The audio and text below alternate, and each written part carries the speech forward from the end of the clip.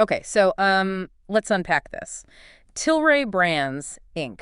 It started out as this Canadian cannabis pioneer. Right, one of the early movers. Exactly. And now it's kind of morphed into this global consumer packaged goods company. It's complicated. We're talking over 40 brands, apparently, including some, pretty big beer names you might actually know. Yeah, names you'd see on the shelf. But then you look at the stock price. I mean, it's just collapsed dramatically. It's sitting around, what, $0.44 as of late May 2025.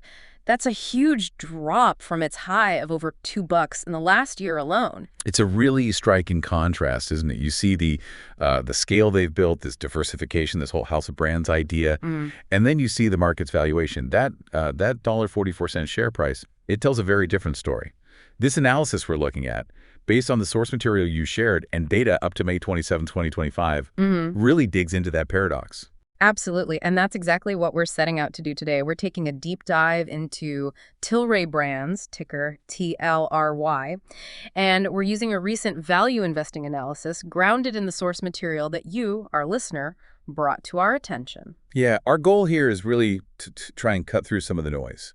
We want to understand, what Tilray's business actually looks like today because it's way more complex than it used to be. Right. We need to look at the big challenges they're facing, their strategy, their recent moves, and I guess the bottom line question, despite all the issues, despite that low stock price, is there maybe some hidden opportunity here, at least according to this specific analysis, from a value investing perspective?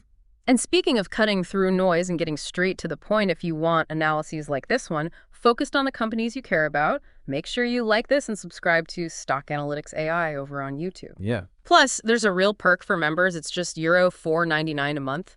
You give us a ticker symbol, and we'll prioritize a deep dive analysis or an earnings report breakdown, just like this one, delivered right to you. It's almost like having your own research team on call. Yeah, it really helps you get informed fast on the stocks you're actually watching. Yeah. Puts you in control. We've got a lot to cover today, folks, including a massive non-cash charge that just walloped their recent earnings report. We're talking nearly $700 million. Huge number. And we'll also touch on the potential impact of those new U.S. tariffs. It might affect them in ways you wouldn't immediately think, and definitely stick around until the very end. Oh, yeah. Because we've got a really provocative question that this analysis surfaces. It gets right to the core of their whole diversification strategy, especially how it relates to the uncertain future of the U.S. cannabis market. It really asks, which part of their big plan has to work for this whole thing to actually create value in the end. Don't miss that. Hit subscribe now so you catch all our future deep dives. Okay, let's jump into the first half. Let's really get our arms around what Tilray Brands is today, how management's trying to steer this ship, and crucially, what their financial health looks like according to this analysis. Sounds like a plan. Let's start with understanding the business itself. Right. So, like we said, Tilray kicked off as a Canadian cannabis player. The source material traces this evolution pretty clearly to where they are now, a diversified global CPG company. And you see that shift reflected in their mission statement, too. It's evolved. Now it's about being a leading premium lifestyle company with a house of brands. That's, a much wider scope than just cannabis. Yeah, casting a much wider net. So looking at their fiscal year 2024 revenues, about $789 million total. How does that break down? The analysis mentioned 4 main segments. That's right. Cannabis is still the biggest piece, actually. It brought in about $273 million, which is roughly, 34.6% of the total revenue. Oh, okay, so still the largest slice, but definitely not the, the overwhelming majority it once was. Exactly. Next up is beverage alcohol. That segment generated around $202 million, or about 25.6%. And what's really striking there is the growth. That part of the business was up 113% year over year in FY24. But it's important to note that was largely driven by acquisitions they made in the U.S. Wow, more than doubled. Okay, so buying those breweries is really showing up in the revenue numbers. It is on the top line, definitely. Then you got distribution. That's mainly their CC Pharma business over in Germany. It chipped in about $259 million, making it almost 33% of revenue. That segment's been pretty steady year over year. Hold on. Distribution is nearly as big as cannabis revenue-wise. That feels surprising for a company most people still associate with pot. Yeah, it's a significant part of their European operation, especially for distributing medical cannabis. And then finally, there's wellness. That's mostly their hemp-based foods, like the Manitoba Harvest brand. That added about $55 million, or around 7%. So it's this really diverse mix, isn't it? The original cannabis business, a rapidly growing beverage arm fueled by buyouts, a stable distribution unit in Europe, and then this smaller wellness piece. What about brands? Any names people would actually recognize? Oh yeah, quite a few have come in through these deals. Yeah. In Canadian cannabis, you've got good supply management claims. It's #1 in Canadian flower, though some recent third-party data from Hi-Fire actually put them at #2 in Q1 FY25, just behind Organigram. Okay, so maybe some debate on who's number one, but still a major player. Definitely. They also have Redican and Broken Coast in Canada, and they've actually taken Good Supply International, just launched it into the German medical market back in May 2025. Interesting. So strong in Canada, pushing into Europe. What about the drink side? That's where I'd expect more familiar names for like a U.S. audience. Right. This is where Sweetwater Brewing comes in. They bought them, positioned them as the hashtag for U.S. craft brewer. Their 420 Extra Pale Ale is pretty well known. Yeah, I know that one. They're also launching new stuff like Dive Beer and Day Trip IPA. Then there's Montauk Brewing, another U.S. craft acquisition. Their Wave Chaser IPA gets decent reviews. And importantly, they bought several brands from Anheuser-Busch, names like Shock Top, Breckenridge Brewery, and Blue Point. Ah, okay. Yeah, those are definitely recognizable names from the beer aisle. And in the wellness segment. Manitoba Harvest is the big one there. Leader in North American hemp foods, apparently has like 60% market share in the U.S., 80% in Canada. They're also trying out the U.S. hemp-derived THC beverage thing with brands like 420 Fizz. Sales there are still tiny, though, like $1.4 million year-to-date in FY25. And it's a truly global footprint, too, right? Canada, U.S., Europe. Exactly. Canada's the home base for cannabis. The U.S. is this huge strategic piece. They built this CPG platform with Sweetwater and Manitoba Harvest, not just for current sales, but really positioning for eventual U.S. federal cannabis legalization. They're also selling those hemp THC drinks in 10 states now, trying to get a foothold. This whole U.S. angle feels like a massive part of the long-term story for Tilray, doesn't it? It absolutely is, but the analysis really stresses that it's a long-dated call option. Federal legalization is moving slowly, maybe not at all right now. And crucially, the analysis points out these U.S. CPG businesses, before the breweries, the hemp food, they have to work now. They need to be profitable on their own, regardless of what happens with cannabis laws down the road. Got it. So they can't just tread water waiting for legalization. They need to make money today. Exactly. The risk is they're basically paying a lot to wait for something uncertain. Then there's Europe Key for medical cannabis. They've got facilities in Portugal and Germany. Germany's recent partial legalization is interesting, but there's a policy review coming up late 2025, plus other markets like Australia, New Zealand, Latin America. So they're spread wide. But the analysis points out they're juggling three very different, very tough industries: cannabis, booze, and wellness. Right. And each has its own major headwinds. Cannabis. You've got regulatory chaos, brutal price wars, the black market always nipping at their heels, beverage alcohol. You've got changing consumer tastes, like the low-no alcohol trend, plus fierce competition. Wellness is also super crowded. So diversification sounds smart, spreading the risk, but it also means they could be fighting fires on multiple fronts at once if things go wrong. It just multiplies the complexity and the execution risk. Precisely. Which leads directly to a really key question for any value investor looking at this. Does Tilray actually have a strong, durable economic moat? A real competitive advantage that protects its profits over the long haul? And based on what this analysis is saying, the answer seems to be probably not, or at least not one that's showing up consistently in their results. That's the conclusion. The source material notes that even though they've bought recognizable brands and built up scale through all these mergers and acquisitions, it just hasn't translated into consistent profitability or real pricing power. The fact they're doing all this SKU rationalization, basically cutting product lines, kind of suggests they don't have that power. Yeah, if you had pricing power, you wouldn't need to cut products that aren't selling well, right? And they've struggled with costs, too, even with those internal projects like Project 420. Right. And think about network effects. They're pretty limited in these industries. Switching costs for consumers, very low. It's easy to grab a different six-pack or try another cannabis brand or pick a different granola bar. Makes sense. Sure, the cannabis licenses themselves have value, but they're tied up in all that regulatory risk and uncertainty. And the value of their IP, like patents for cannabis drinks or something, it's not clear how much that's really protecting them or driving profits right now. So all that M&A, all that scale, It hasn't created that fundamental, defensible business that can reliably churn out profits. That's what a value investor is typically looking for. That's the core takeaway from the analysis regarding the business itself. Okay, so now let's shift gears and look at the people actually running this complex machine. Right, let's talk about management, specifically CEO Irwin D. Simon. Hmm. He comes from a CPG background, right?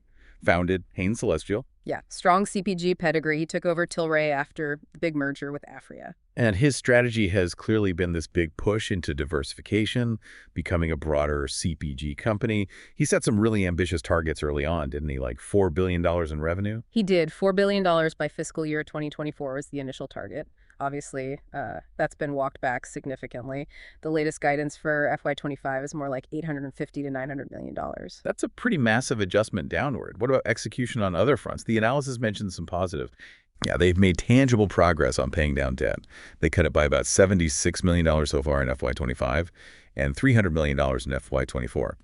Management likes to highlight their net debt to adjusted EBITDA ratio being below 1.0x using their preferred adjusted metric, of course. Okay, adjusted EBITDA. Always got to watch those adjustments. What else? They also seem to have hit or even exceeded the cost synergy targets they set after merging with Afria and then Hexo. And that Project 420 cost-saving plan in the beverage segment, they've achieved about $20.6 million of the $33 million target there. All right, so some clear operational wins. Cost-cutting, merger synergies, debt reduction. That sounds good. Yes, those are positive steps. Yep. But, and this is huge, according to the analysis, these achievements are just completely overshadowed by the fact that they keep losing money on the bottom line. And critically, by these massive impairment charges. Like that nearly $700 million non-cash hit in Q3 FY25. Right, the write-downs. Exactly. These write-downs basically say past decisions, especially acquisitions, didn't pan out as expected, and all of the losses, the impairments, has hammered the stock price and put them at risk of being delisted from the NASDAQ. Which naturally raises that tough question for value investors, especially when you look at the stock's performance. Is management's pay actually aligned with creating value for shareholders? This is a really sensitive point the source brings up. CEO Irwin Simon's total compensation in FY 2024 was over $10 million. That included a $2.5 million bonus specifically tied to the Hexo acquisition. The same Hexo acquisition where assets likely contributed to those big impairment charges later on. Potentially, yes. And this level of compensation happened while shareholder value was just getting destroyed. Huh. Stock down over 75% in the past year, over 90% in the past 5 years. So you see these multi-million-dollar pay packages, bonuses linked to deals that then get written down, while investors are losing their shirts. That definitely makes you question if the incentives are working correctly. It absolutely does. The analysis specifically asks whether metrics like adjusted EBITDA, which often excludes certain costs, are the right way to measure performance for bonuses if they don't really capture true economic profit or value creation per share. It suggests a potential misalignment if management gets rewarded for deals that ultimately don't deliver lasting value. Okay, so what about capital allocation more broadly? Where else is the company putting its money? Well, like we said, debt reduction has been a major focus, which is generally seen as sensible. But then you look at R&D spending, and it's surprisingly low, like really low, only about $635,000 in all of FY24 and just $85,000 in Q3 of FY25. Wait, $85,000 in a quarter? For a company this size trying to compete in CPG and cannabis innovation, that seems tiny. It is remarkably small. The analysis suggests this could mean they're pulling back from developing things internally, or maybe they just believe buying innovation through M&A is a better strategy, even though the track record on those acquisitions is, well, questionable given the impairments. They do mention some planned CapEx for Q4 FY25 focused on making their cannabis operations more efficient. And then there's the proposed reverse stock split. Why are they doing that? Just to boost the share price cosmetically? Primarily, yes. The main goal is to get the share price back over the $1 minimum required to stay listed on the NASDAQ.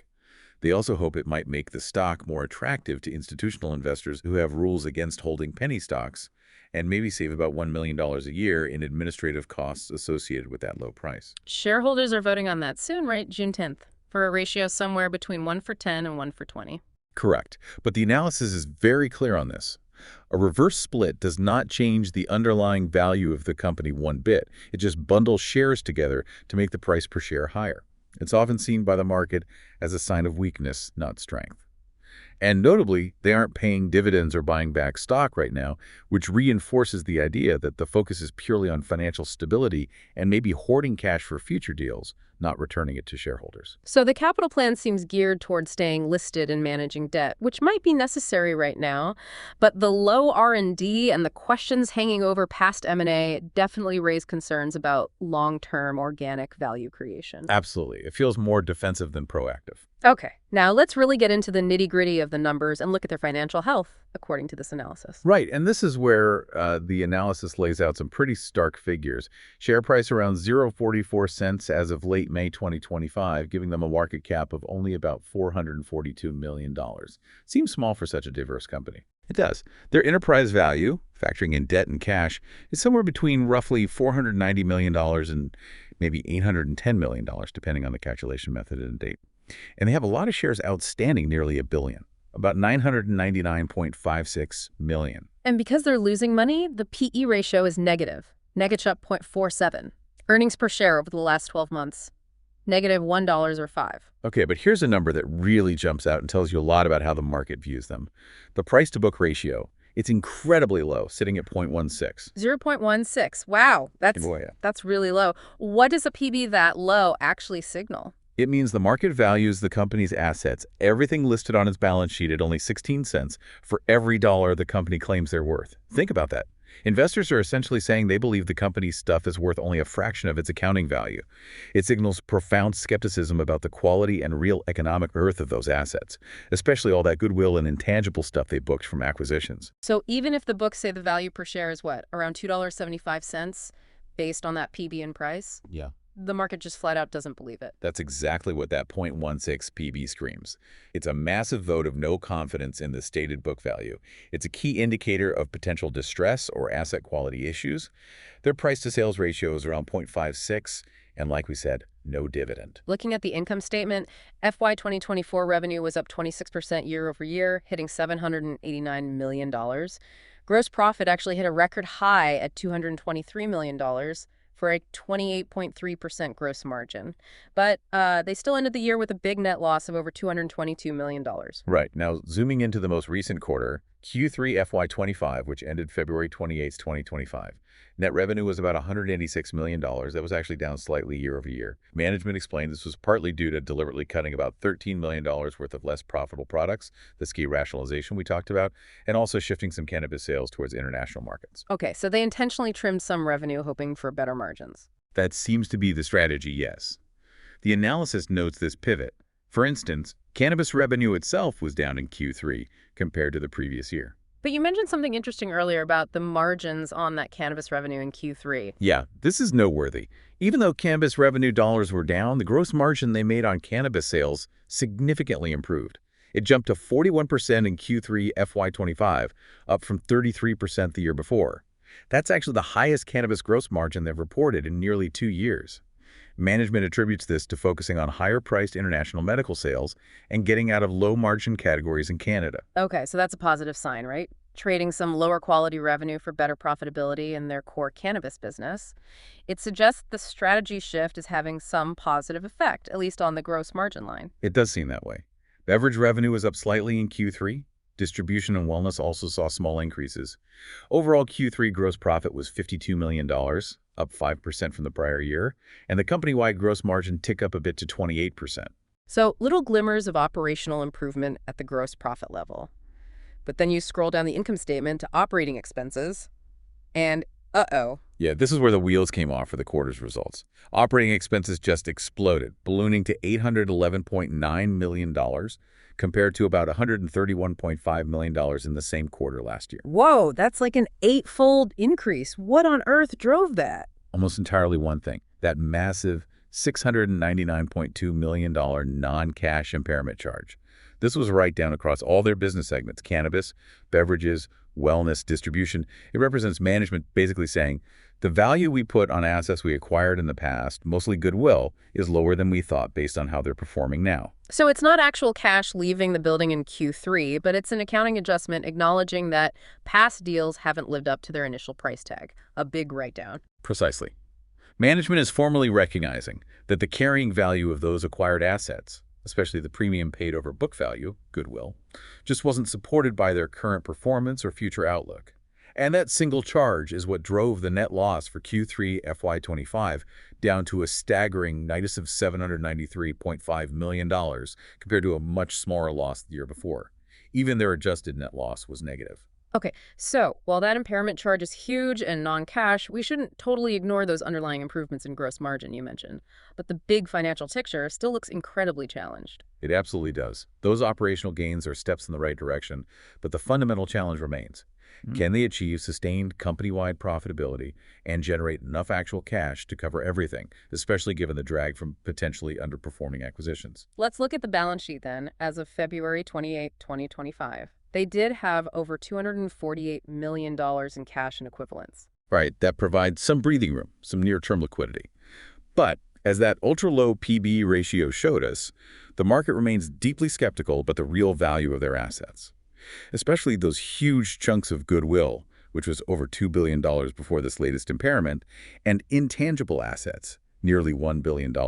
Even after writing off $700 million, there's still a lot left, and the PB ratio suggests the market isn't convinced about the remaining value either. The debt reduction is good, and management points to that net debt-adjusted EBITDA ratio being below 1.0x, but again, that relies on an adjusted non-cash flow metric. Meanwhile, the ongoing losses are eating away at their equity. So liquidity seems okay for now, but cash burn looks like a serious risk. And speaking of cash burn, let's turn to the cash flow statement for the first 9 months of FY25. It shows net cash used in operating activities was $81.8 million. $82 million burned just running the business day to day. What does that persistent operational cash burn really signify for a value investor? It's a major red flag. It means the core business isn't generating enough cash internally to cover its own operating costs, let alone fund investments, growth, or organically pay down debt.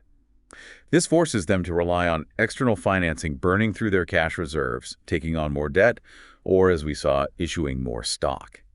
And the analysis mentioned they did exactly that, tapped the equity markets recently. Yes.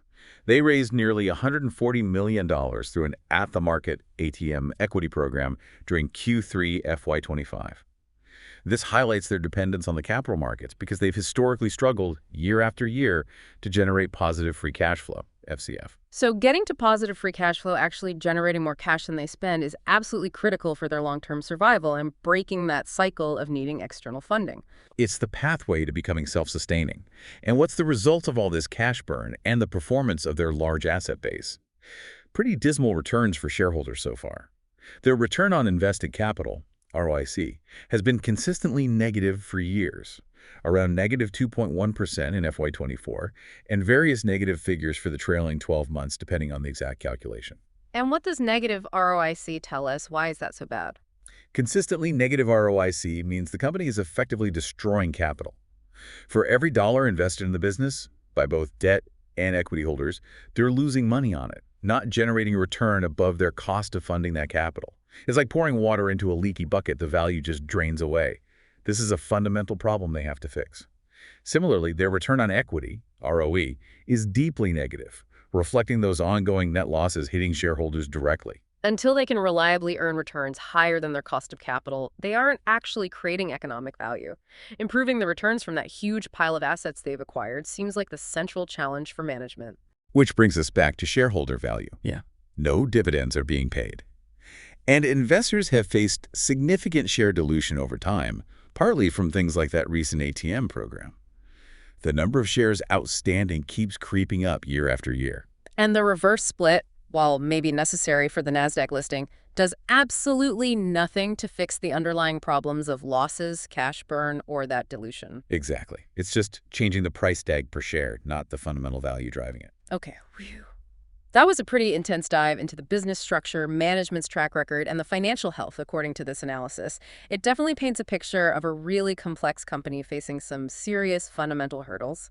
Let's maybe shift gears now and look at how the market is feeling about Tilray, who actually owns the stock, and the big picture risks involved. Sounds good. Let's move into Chapter 4, Market Sentiment.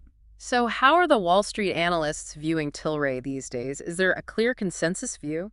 Generally, the sentiment is pretty mixed, but it definitely leans cautious. The consensus rating you typically see is a hold. Yeah, the data in the source material backs that up. Looking at the breakdown, a big chunk, 58%. recommend holding. Right. And then you have smaller groups scattered across buy, sell, and strong sell. Zacks also has their average brokerage recommendation at 2.33, which on their scale also translates to a hold based on the analysts they track.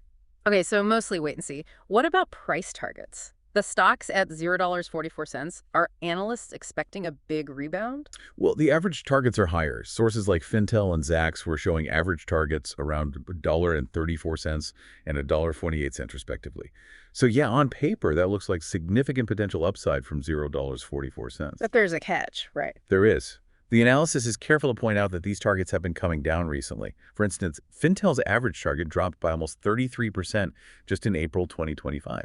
Okay, so the targets are higher than the current price, but the trend is worrying analysts are lowering their expectations. And the analysis flagged one really high target as maybe being unreliable. Yeah, exactly. One source cited a much higher average, but it seems skewed by a clear outlier figure. The analysis basically says, be careful with those averages.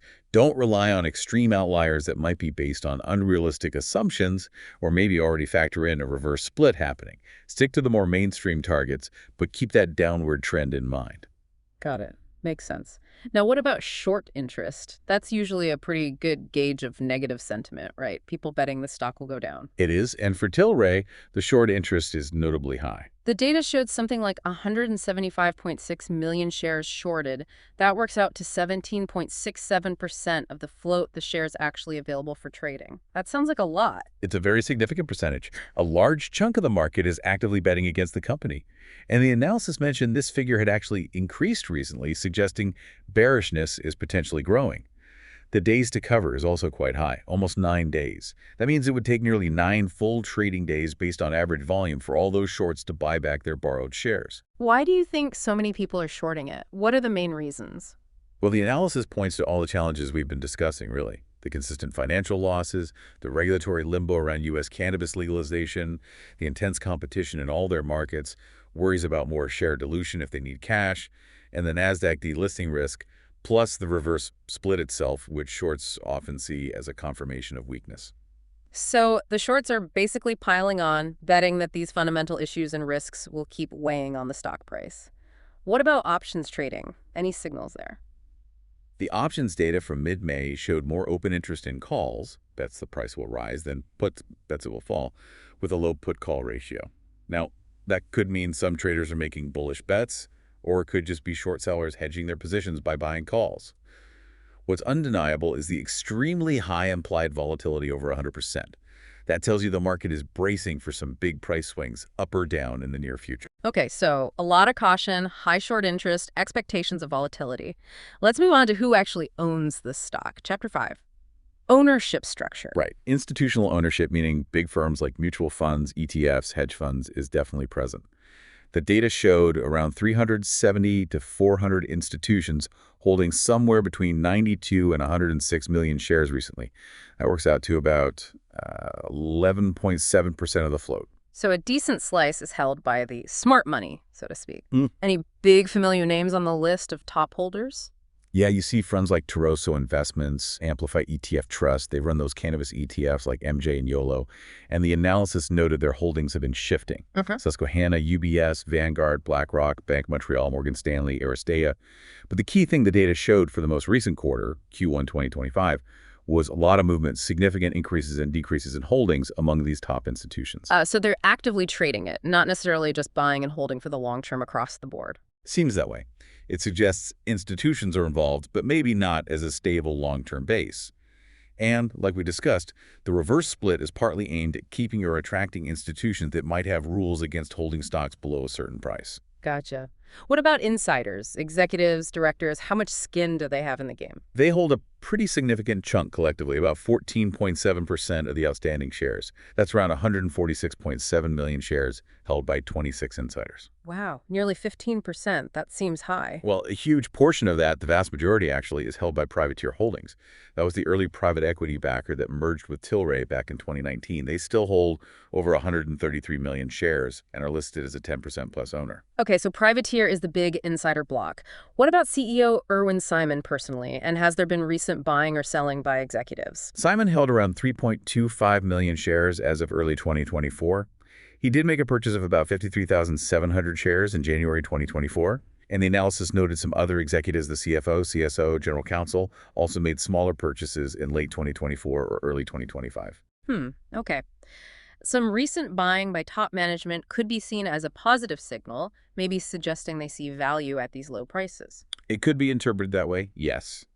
However, when you look at the overall insider trading picture for the past 12 months, it's a bit more mixed. There was that one open market buy we mentioned, Simon's purchase, but there were also 19 reported sales totaling about 2.37 million shares. So the net result over the last year was insiders selling about 2.34 million more shares than they bought. Okay, so while a few key execs did buy recently, the overall trend for the past year among insiders is net selling, which is, well, something to be aware of, even if some sales might be for non-strategic reasons like taxes. Exactly. It's not a clear signal of widespread insider accumulation. All right, let's try and bring all these pieces together now by looking squarely at the risk assessment. Every investment has risks, but for Tilray, based on this analysis, it sounds like there are quite a few significant ones to consider. Absolutely. The analysis breaks them down into several categories, starting with regulatory risks, which are obviously huge for any company touching cannabis. And the biggest one is still the fact that cannabis is illegal federally in the U.S., right? It's absolutely fundamental. It's still a Schedule I drug at the federal level. Yeah. This creates enormous problems. Very limited access to normal banking, inability for U.S. cannabis operators to list on major stock exchanges like NASDAQ or NYSE. Tilray gets around this because its listing is based on its Canadian international operations and U.S. CPG, not direct U.S. cannabis sales. Right. And massive hurdles for things like shipping products across state lines, even if states legalize. Yeah. The slow, uncertain pace of any federal reform is just a massive drag on their whole U.S. optionality strategy. And even where it is legal at the state level in the U.S., navigating that messy patchwork of different rules and regulations is complex and expensive. Definitely. Plus, you've got ongoing regulatory changes in Canada that affect their home market taxes, packaging rules, marketing limits. And in Europe, things are still evolving too. How quickly will medical markets grow? Will policies change? Like that German review coming up. International trade rules and tariffs, like we're seeing now, also add risk. Let's zoom in on those U.S. tariffs again, the 2025 ones. 25% on many Canadian Mexican goods, 10% on Chinese goods. What was management's official line on the impact? Tilray management stated in their Q3 earnings report that they don't expect these specific tariffs to impact sales. Okay, no direct hit to sales. Why did they say that? Their reasoning is that their U.S. beer brands are mostly made and sold in the U.S. Their Canadian cannabis stays in Canada. Their European medical cannabis is grown and processed in Europe, and their Manitoba harvest hemp stuff apparently falls under current exemptions. So the finished goods crossing the border don't seem to be directly tariffed in a major way. That makes sense for the finished product, but the analysis suggested there could be indirect effects. Yes, and this is where it gets potentially tricky. Tariffs, especially those on Chinese goods, could drive up the cost of inputs they need to make their products. Think about raw materials, packaging like aluminum cans for all those beers and THC drinks, or even equipment used in growing cannabis, like special lighting or hardware for making vape pens. A lot of that stuff might come from China. Okay, so even if the beer itself isn't taxed at the border, the can it goes into might suddenly cost more. Or the hops or the equipment. Precisely. And if those input costs go up, it squeezes their gross margins, unless they can pass those higher costs onto consumers, which is tough in competitive markets. Plus, you have broader economic risks. Tariffs could disrupt supply chains, add to inflation hurting consumer spending overall, maybe even trigger retaliatory tariffs from other countries. And if legal cannabis gets more expensive due to higher input costs, it could potentially push more people back to the cheaper illicit market. Got it. So management says no direct sales impact, but the analysis highlights these potential indirect cost increases and wider economic effects from tariffs as risks to watch. Exactly. Okay, moving on to market and competitive risks. We already talked about the brutal price compression in Canadian cannabis and the constant fight against the illicit market. Yeah, those just grind down margins and make it hard for legal players. Yep. Plus, you've got intense competition in craft beer, where tastes are changing, and also in the crowded wellness space. And the risk of product commoditization, especially for basic cannabis flower, makes it really hard to stand out and charge premium prices, reinforcing that lack of a strong moat. Then there are operational risks. Just managing this sprawling empire must be tough. Integrating all those acquisitions, Afria, Hexo, Sweetwater, Montauk, the AB brands, that's a massive challenge. Yeah, blending different company cultures, different IT systems, different supply chains. It's incredibly complex. Successfully finding those cost savings and running everything efficiently is critical. And the track record is mixed, as those big impairment charges suggest. And despite all the cost-cutting talk, achieving sustained company-wide profitability has just been elusive so far. Even executing their strategic pivots, like focusing internationally or cutting SKUs, carries risk. Will it actually work as planned? And finally, financial risks. The debt load, while reduced, is still significant and needs cash flow to service it. And as we keep coming back to, that ongoing operational cash burn is a major, major concern highlighted throughout the analysis. The core business just isn't generating enough cash by itself. This forces them to rely on external funding. Which leads to the share price volatility and the delisting risk that necessitated the reverse split plan. Right. And there's also the very real risk of further impairments. They still have billions in goodwill and intangibles on the books. If those acquired businesses continue to underperform compared to what Tilray paid for them, we could see more big non-cash write-downs hitting the income statement in the future. So if those past deals don't start delivering better results, another big charge could be coming. It's definitely a risk. And given all these financial pressures, the cash burn, the losses, the volatile stock price, if they need to raise more capital down the road, it could become difficult or very expensive to do so on favorable terms. Wow. Okay, so you layer all those risks, regulatory, competitive, operational, financial, on top of the fundamental business and financial challenges we discussed. It certainly doesn't paint a picture of a low-risk investment, according to this analysis. No, it paints a picture of high uncertainty and significant risk across the board. Okay, that brings us pretty much to the conclusion of this deep dive on Tilray Brands. We've certainly covered a lot of ground. We definitely have. And, it's complex.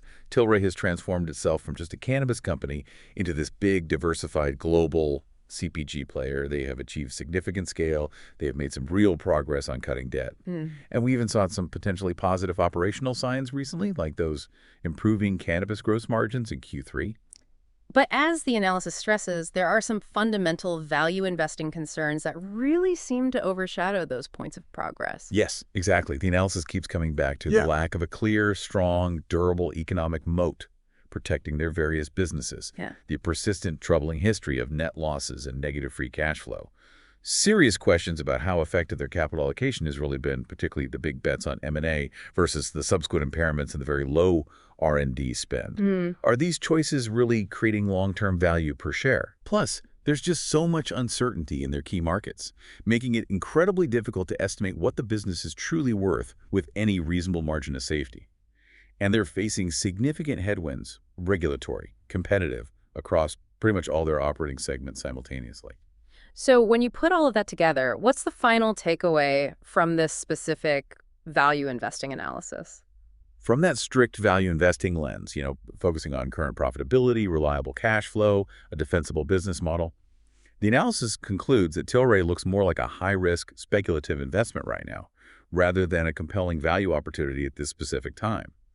Any perceived value seems to be tied more to an option, a bet on future uncertain events, mainly the hope that U.S. federal cannabis legalization eventually happens, rather than being grounded in the current economic performance of their existing diversified businesses. That makes a lot of sense. It really frames it as less about buying a solid, profitable company today and more like placing a wager on major, uncertain market shifts happening down the road, which brings us perfectly back to that provocative question we teased at the start. Right. Because the analysis lays out this dual strategy so clearly. Tilray is trying to build these CPG businesses, beer, hemp foods, in really crowded, tough markets at the same time as they're positioning themselves and spending money to be ready for a U.S. cannabis market that's potentially huge but politically stalled. So the core question this whole situation forces us to ask is, can a company actually succeed at building durable, profitable businesses in those tough CPG markets while it's simultaneously burning cash and waiting, hoping for that massive but gridlocked U.S. federal cannabis market to finally open up? Which part of that strategy is succeeding in CPG now or finally hitting the jackpot with U.S. cannabis later needs to work, and maybe work first, for Tilray to truly start creating sustainable value for its shareholders? That is a fantastic question. It really captures the strategic tightrope they're walking and the inherent risks involved. Are they brilliantly positioned for the future, or are they maybe spreading themselves too thin, trying to do too much at once? Definitely something to think about. Absolutely. Food for thought. And if you found this deep dive helpful in understanding Tilray, please remember to subscribe to the Stock Analytics AI YouTube channel for more content like this. And don't forget about that membership option for just Euro 4.99 a month. It's genuinely the best way to get your tickers moved to the front of the line for a prioritized deep dive analysis or earnings breakdown. Now, just a quick but really important disclaimer. This deep dive discussion is based entirely on the provided analysis, which itself was derived from source material available as of May 27, 2025. Under no circumstances should anything we've discussed be taken as investment advice. That's right. Investing always involves significant risk, and you could lose money. This analysis and our discussion are purely for informational purposes, just to help you understand the content of the provided source material. While the analysis itself utilized research and AI tools in its creation, the information presented here in our conversation comes exclusively from that source document provided to us. Always, always do your own extensive research and due diligence before making any investment decisions. Well, thank you for joining us for this deep dive into the complex world of Tilray Brands. We really hope this has given you a clearer picture of the company, the challenges it faces, and what the numbers from this particular analysis might suggest for investors. Don't forget to send us your tickers through that Stock Analytics AI membership. Until next time.